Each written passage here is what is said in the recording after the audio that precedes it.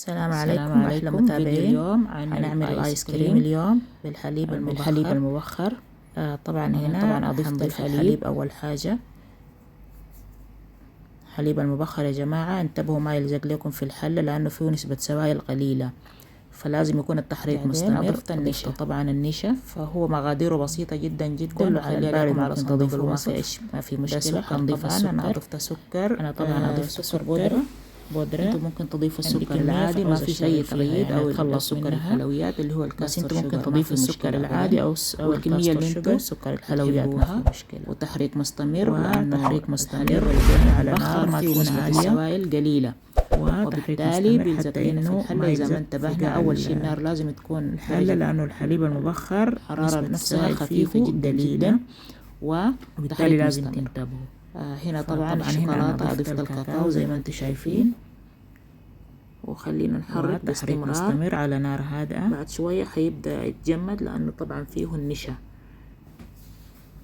آيس كريم جميل يا جماعة، هذا الآيس كريم جدا جميل وسهل، ولا بيخرب ولا أي حاجة، شغله بسيط يعني، وطعمه بصراحة أطيب. ممكن تحسوه شوية مختلف عن آيس كريم اللي هو بنشتريه جاهز، بس طعمه مش سيء، بالعكس ممكن تحسوا طعمه أحلى من الطعم الآيس كريم اللي احنا بنشتريه.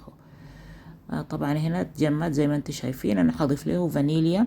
الفانيليا يا جماعة مع الكاكاو بتعزز النكهة، فأضيفوه وما فيش أي مشكلة، ما حيخرب الطعم نهائيا، وما حيكون طعم الفانيليا أصلا ظاهر، اللهم نكهة الكاكاو حتكون أقوى. ونحرك باستمرار على نار هادئة.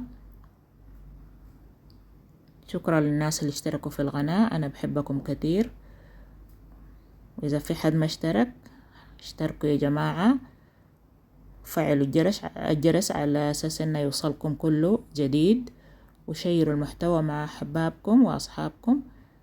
وإذا عندكم أي تعليق أو أي استفسار يا هلا ومرحبا. طبعا شفنا كثافته كده جاهز، أنا هخليه على جنب وأبدأ أشتغل على آيس كريم الفانيليا. نفس الشيء الحليب المبخر. الحليب المبخر يا جماعة فايدة استخدامه طبعا أضفنا نفس الطريقة، السكر والفانيليا، السكر والنشا، الفانيليا في الآخر مش الحين. هنخلط زي نفس الطريقة، تحريك مستمر على نار هادئة.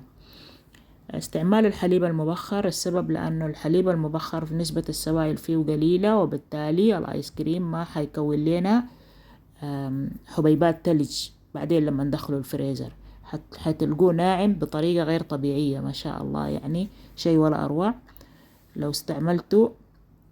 أنا طبعا هنا ضفت الفانيليا. ممكن تستعملوا الحليب العادي بس خلوه يغلي لغاية ما يتبخر منه نسبة من السوائل. هذه طبعا نسبة كثافة الآيس كريم، هو ده آيس كريم الفانيليا.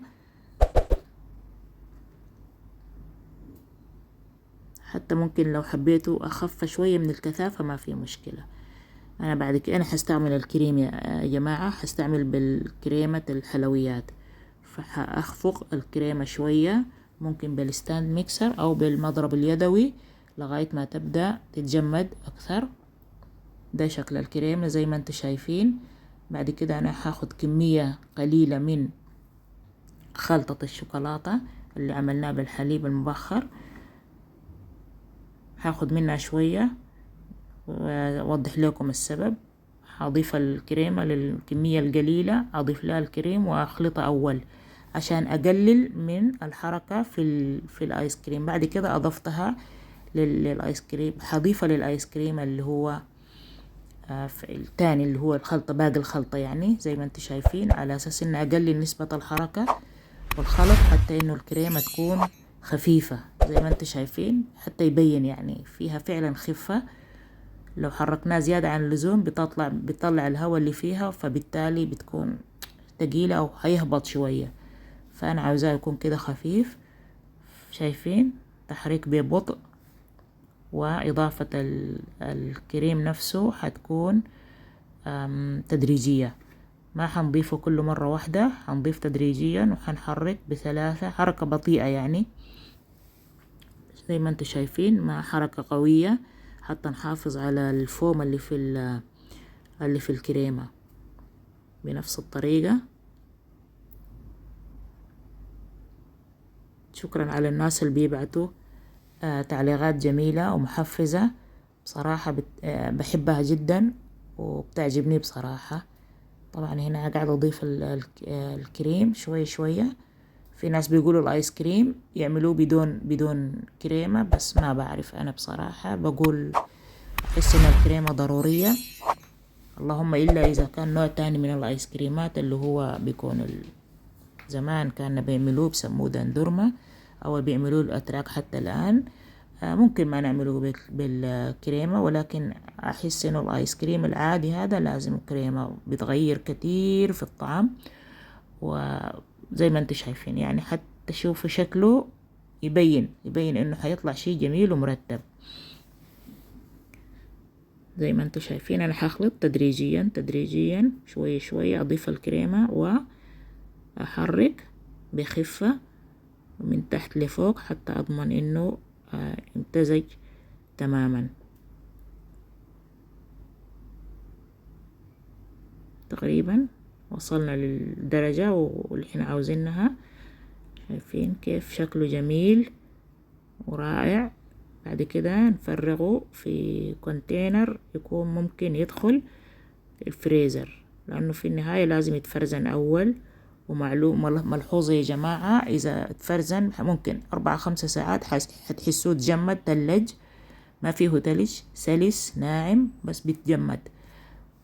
أول ما طلعتوه 4-5 ساعات حتحسوه بفك بسرعة، ما ماسك كتير، بفك بسرعة وبيتحول لشيء يعني بتفك يعني بيدوب بسرعة.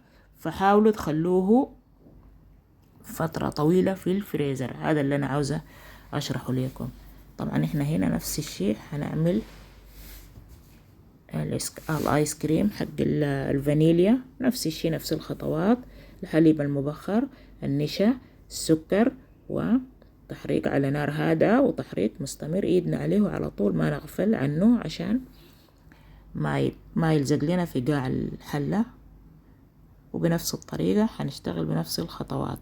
أكمل لكم الشرح بتاع الآيس كريم. بعد ما تدخلوه الثلاجة 3-4 ساعات هتحسوه تجمد. أنا طبعا هنا أضفت الفانيليا، ولكن أول ما تطلعوه بعد ما يتجمد على طول هتلقوه فك بسرعة. عرفتوا يعني ما بيكون زي الآيس كريم العادي. فكل ما أخذ 2-3 هتحسوه أحسن، متجمد ومتماسك أكتر. ده طبعا الغوام.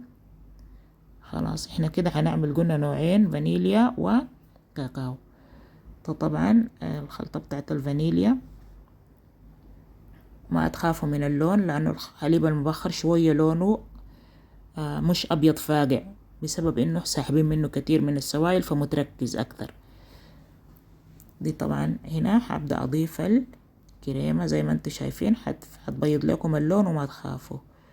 كريمة برضو الأضيفة بتدريج وخلط خفيف جدا من تحت لفوق. طبعا نفس الشيء قلنا كمية قليلة أول، بعدين نضيفها إلى الكمية الكبيرة اللي هي في البولر الأكبر شوية، ونخلطها مع بعض. طبعا دي هسه الكمية القليلة اللي هي في بولر صغير. زي ما انتم شايفين أنا بحاول أخلطها بخفة كده عشان أحافظ على الرغوة والفوم اللي موجود في الكريمة، ما يطلع لنا ويصير ثقيل شوية يعني هابط. شكرا لاشتراككم في القناة. طبعا شايفين كيف صار اللون يتغير. بعد كده أنا حابة أضيفه للكمية الكبيرة، ونفس الشيء حركة بطيئة. وإضافة الكريمة حتكون تدريجية. الكريم لازم نضيفه بالتدريج وليس دفعة واحدة، وحركة سلسة، حركة خفيفة، يطلع لكم أحسن وأحلى آيس كريم. بس تغيدوا بالمقادير، وكمية السكر طبعا اختيارية زي ما تحبوا زيادة تحبوا قليل، ما فيش تغيير في السكر. وطبعا الفانيليا ضرورية بتعزز النكهة في كل الحالات، في الكاكاو بالنسبة للآيس كريم الفانيليا أساسا نفس الشي يعني. إضافة تدريجية، شايفين بخفة يا جماعة. إذا في حد عاوز شي معين، فيديو من نوع خاص، تواصلوا معاي وأسوي لكم الشي اللي انتوا عاوزين تعملوه أو عاوزين تتعلموه، وكلنا بنتعلم، ما فيش أي مشاكل. شايفين كيف صارت تغير اللون، صار اللون بيج فاقع وما شاء الله اتخلطت. بعد كده نفس الشي حنحولها إلى كونتينر ثاني.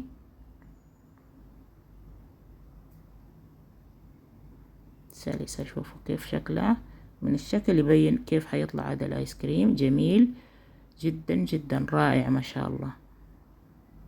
ان شاء الله كمان حنعمل تاني انواع من الايس كريم، وان شاء الله حنعمل الايس كريم التركي، بوظة زي ما بيقولوا التركية، ونغطيها بكيس عشان ما يدخل عليها هواء، ولكن ما اعتقد بيدخل لان انا حغطيها كويس. بس المهم احتياطا تحطوا كيس فوق الايس كريم، بعدين تغطوه بغطا الكونتينر، تحفظوه في التلاجة. قلنا كل ما طول كل ما تماسك اكتر. لو طلعتوه بعد 4-5 ساعات حيفك بسرعة، فاصبروا عليه.